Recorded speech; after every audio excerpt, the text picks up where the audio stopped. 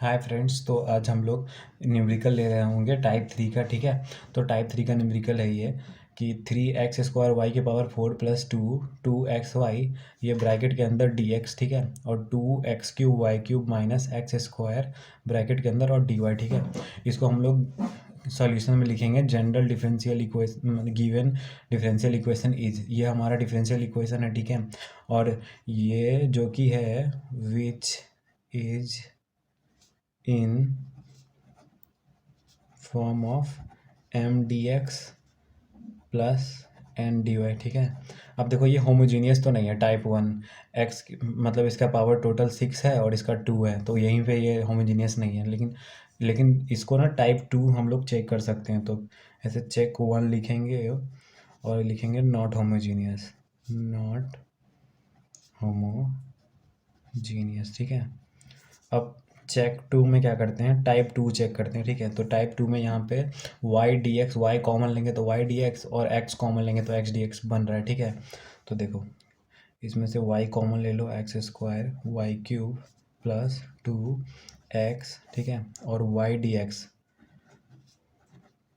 और इसमें से x कॉमन ले लो तो ये हो जाएगा हमारा 2x² Y cube minus X. ठीक है, equal to X D Y equal to 0। ठीक है, कॉमन ले लिए। अब कॉमन लेने के बाद क्या करते हैं हम लोग, कॉमन लेने के बाद यहाँ पे हम लोग वो मतलब हमारा जो दूसरा था ना आई एफ वाला, इसमें तो वाई डी एक्स और एक्स डी वाई बन गया। तो टाइप 2 का आई एफ क्या था, 1/mx माइनस एन वाई था। ठीक है, अब देखो अब क्या करते हैं ना, एम एक्स और एन वाई का वैल्यू कैलकुलेट कर लेते हैं। तो M X minus N Y. ठीक है, तो ये हो जाएगा हमारा x मल्टीप्लाई हो गया इस टर्म में, तो ये हो गया हमारा x³ वाई की power 4 plus 2x² Y minus 2। अब n वाला जो टर्म है n, उसके अंदर y को मल्टीप्लाई करेंगे तो वो हो जाएगा हमारा x² वाई स्क्वायर था तो y³ हो जाएगा। ठीक है, और वाई x² था तो x³ हो जाएगा, और y का पावर 4 ही रहेगा। ठीक है, और प्लस x² वाई। ठीक है, अब क्या करेंगे, इसको हम लोग क्या करते हैं, इसको कुछ कट रहा है इसमें कोई वैल्यू, वो देखते हैं। ठीक है, तो इसमें हमारा वैल्यू कट तो नहीं रहा है, लेकिन हाँ इसको मतलब कॉमन है x की पावर 3 4 और 3 4 और 2 1 2 1। तो क्या करते हैं, इसको कैलकुलेट करते हैं। तो कैलकुलेट करने के बाद ये आ जाएगा हमारा x³ वाई की पावर 4, जब 2 वाला माइनस किए और प्लस 3x², ये दोनों ऐड किए तो इक्वल टू, ठीक है, मतलब ये इक्वल, ये 0 के इक्वल, मतलब ये वैल्यू आया। ठीक है, जो कि 0 के इक्वल नहीं है। ठीक है, तो ये केस 1/(not equal to 0) वाला है। लेकिन बात यह है ना कि यहाँ बीच में माइनस था और यहाँ पे बीच में प्लस आ रहा है, तो यहाँ प्लस आ रहा है तो ये मेथड एप्लीकेबल, ये टाइप 2 नॉट एप्लीकेबल हो जाएगा। ठीक है, टाइप 2 इज नॉट एप्लीकेबल। जब टाइप 2 एप्लीकेबल नहीं है तो अब बचता है अपने पास टाइप 3। ठीक है, तो अब टाइप 3 को लगा देते हैं और देखते हैं इससे सॉल्व होता है कि नहीं। ठीक है, तो टाइप 3 को जब लगाएंगे ना तो हम लोग देखते हैं कि इससे हमारा सॉल्व हो रहा है कि नहीं। तो हमारा टाइप 3 जो था, यहाँ लिखता हूँ टाइप 3। ठीक है, अभी इसको लिख सकते हैं, इक्वेशन इज रिड्यूसिबल टू, ठीक है, equation is reducible to exact differential equation. ठीक है, तो देन जो हमारा वैल्यू था 1/del(n)(del x minus del(m)(del)y। ठीक है, देखो 1/m है ना, तो ये देखना कि अगर m है तो इसके आगे क्या आएगा, n आएगा ना, तो पहले n को लिखना, और x minus del(m)(del)y, my माई। ठीक है, तो ये हो जाएगा हमारा m का वैल्यू जो था, हमारा m का वैल्यू था 3x² वाई की पावर 4 प्लस 2xy। m का वैल्यू यही था हमारा। ठीक है, अब मतलब डिफ्रेंसिएशन ऑफ एन करेंगे, ठीक है। तो डिफ्रेंसिएशन ऑफ एन हमारा क्या आएगा, उसको उसको करने के लिए हम लोग एन देखते हैं कि एन हमारा था क्या। ये हो गया हमारा एन, ठीक है। अब इसका डिफ्रेंशिएट करते हैं, ठीक है। डिफ्रेंशिएट करेंगे तो एक्स के रिस्पेक्ट में करना है, तो ये 3 आगे हो जाएगा मल्टीप्लाई, और ये हो जाएगा 6x² और y³, ठीक है। और माइनस ये 2 आगे आ जाएगा और ये हो जाएगा 2x, ठीक है। और इसका इसका डिफ्रेंशिएशन मतलब इसका डिफ्रेंशिएशन करेंगे y के रिस्पेक्ट में, ठीक है। तो पहले इसका कर लेते हैं, तो y के रिस्पेक्ट में तो y का 4 आगे आ जाएगा, ये दोनों टर्म तो भाई कांस्टेंट है, y का 4 आगे जाके मल्टीप्लाई हो जाएगा तो 12 आ जाएगा, 12x² और ये y³ हो जाएगा, ठीक है। और ये y1 बन जाएगा, 2x बच जाएगा, ठीक है। तो डिफ्रेंशिएट कर दिए, तो अब इसको हम डायरेक्ट लिख रहे होंगे। तो हमारा n का जो आया था वो आया था 6x² y³ minus 2x minus 12x³ y³ minus 2x, ठीक है। ये आ गया हमारा। अब इसको क्या करते हैं, इसको अब इसके अंदर इसको मल्टीप्लाई करते हैं और देखते हैं कि फाइनली हमारा क्या बन रहा है, ठीक है। तो मल्टीप्लाई करते हैं, -6x² y³ upon x y³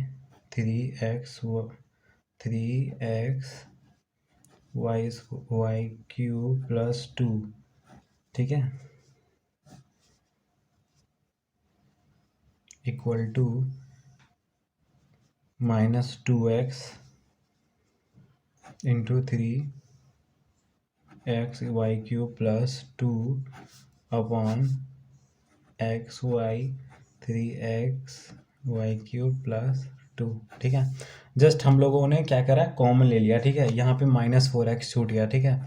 तो इसमें से क्या करा ना हम लोगों ने, -2x को कॉमन लिया तो ऐसा कुछ आया, ठीक है। और इसमें ऑलरेडी ये लेटर था तो कॉमन दिख गया, तो इन दोनों को कट कर दिया, ठीक है।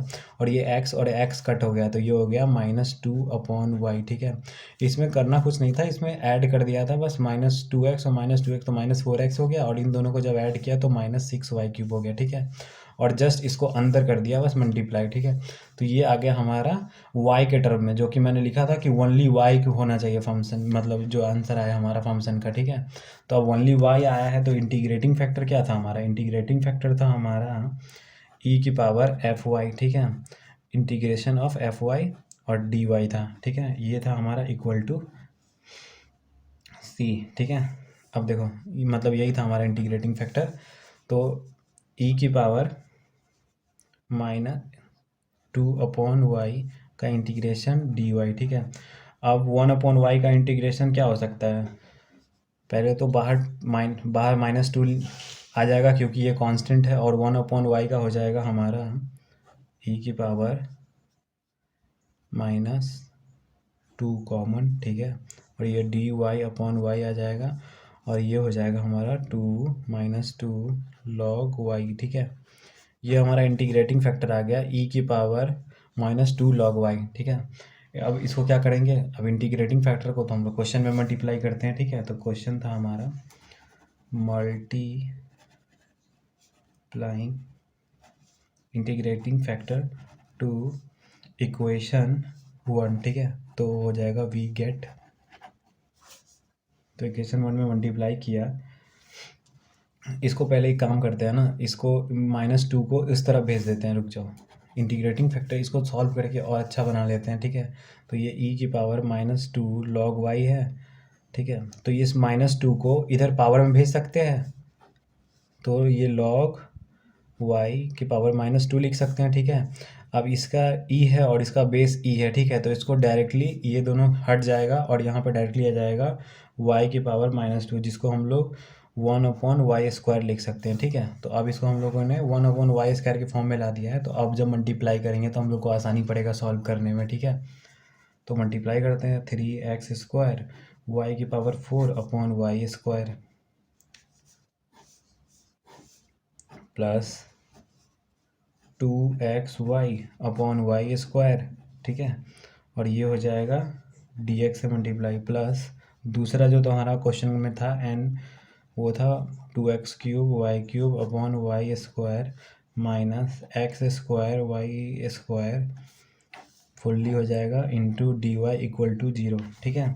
अब इसको देखो, ये यहाँ पे 2 आ जाएगा कट होने के बाद, ठीक है। अब ये y कटेगा, पावर का 2 चला जाएगा, फिर ये पूरा कट जाएगा और इसका 3 चला जाएगा, ठीक है। अब हो गया, कट गया। अब इसको काटने के बाद लिखते हैं कि क्या इक्वेशन आ रहा है हमारा, plus 2x upon y1 dx plus 2x cube y minus X square Y square, ठीक है, डी वाई इक्वल टू 0, ठीक है। अब देखो ये हमारा एम डी एक्स और एन डी वाई का फॉर्म बन गया, इसको एम बोल सकते हैं, तो इसको पहले एम और एन ले चुके हैं तो इसको m1 ले लेंगे, इसको n1 ले लेंगे, ठीक है। अब इसके अगला का स्टेप क्या होगा, इसके अगला स्टेप हम लोग इसको डिफ्रेंसीशन वाला करते हैं, वो भी m1 को y के रिस्पेक्ट में डिफ्रेंशिएट करेंगे और n1 को x के रिस्पेक्ट में डिफ्रेंशिएट करेंगे और देखेंगे कि दोनों वैल्यू इक्वल आ रहा है कि नहीं। इंटीग्रेटिंग फैक्टर जो हम लोग अप्लाई किए हैं वो सही है गलत है, वो उससे पता चल जाएगा। इक्वल नहीं आएगा तो हम लोग का इंटीग्रेटिंग फैक्टर गलत है, हम लोग कुछ मिस्टेक किए, वो भी मतलब ये हर कदम पर आपको आपकी गलती गिना सकता है, मतलब ऐसा है ये, ठीक है, कि आपने ये गलती कर दिया, क्योंकि आगे का स्टेप ही रुक जाएगा फिर गलती करोगे तो देखो अब m1 को मतलब डिफ्रेंशिएट करना है, तो m1 क्या था हमारा, ये था। अब देखो इसको हम लोग किसके रिस्पेक्ट में डिफ्रेंशिएट करते हैं, एम वाई माई, ठीक है। तो इसको डिफ्रेंशिएट करेंगे हम लोग y के रिस्पेक्ट में, ठीक है। तो ये हमारा y है और ये 3x स्क्वायर कॉन्स्ट मतलब हमारा कांस्टेंट जैसा हो जाएगा, ठीक है। तो ये 2 आगे जाएगा तो 6 हो जाएगा, 6x स्क्वायर, ठीक है। और ये जो हमारा दूसरा इक्वेशन है, ठीक है, ये 1 नहीं है यहाँ पे, तो 2x अपॉन वाई है, ठीक है। तो इसको जब करेंगे तो हमको क्या है ना, y को करना है तो 2x कॉमन आ जाएगा, 1 अपॉन वाई का differentiation minus 1 upon Y square हो जाएगा, और इसको x के रिस्पेक्ट में करना है डिफ्रेंशिएट, तो 2y कांस्टेंट, तो ये 3 आगे 6 हो जाएगा और ये x स्क्वायर बन जाएगा, और 1 अपॉन वाई कांस्टेंट हो जाएगा और x को करना है तो इसका 2x हो जाएगा, ठीक है। तो फाइनली मैं डिफ्रेंशिएशन करने के बाद का टर्म लिख रहा हूँ, ठीक है। तो ये हमारा 6x square Y minus 2x Y square differentiation of 1 upon del X और 6x square Y minus 2x मैंने बोला था और ये हो गया वाई स्क्वायर, ठीक है। तो देखो सेम आ गया वैल्यू दोनों, ठीक है। तो अब क्या करेंगे ना, तो अब इसको बोल सकते हैं कि ये एग्जैक्ट है, ठीक है। तो equation is an exact differential equation, ठीक है। तो हम लोग वो फार्मूला लगा देते हैं सॉल्यूशन वाला, तो solution equal to m dx plus terms not containing x, ठीक है। वो n का टर्म होना चाहिए, तो ये हो जाएगा dy इक्वल टू सी, ठीक है। ये हमारा फार्मूला है, ठीक है। अब m1 डाल देते हैं, इसको n1 कर देते हैं, ठीक है। तो देखो m1 का वैल्यू ये है हमारा, तो इसको पुट कर देते हैं यहाँ पे, तो ये m1 हो जाएगा हमारा 6x square Y minus 2x, ये तो इंटीग्रेशन वाला डाल दिया मैंने, सॉरी फॉर दिस मिस्टेक। तो m1 विदाउट इंटीग्रेशन वाला क्वेश्चन वाला m1 डालना है, del m1 upon del y नहीं डालना है। तो क्वेश्चन क्या था हमारा, क्वेश्चन में पीछे से देख के लिख देता हूँ। क्वेश्चन था हमारा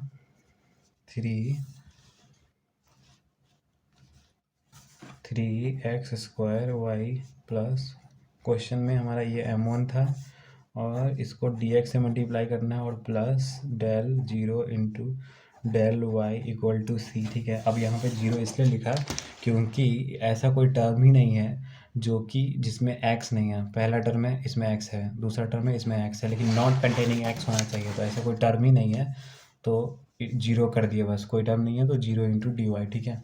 इसमें y कांस्टेंट,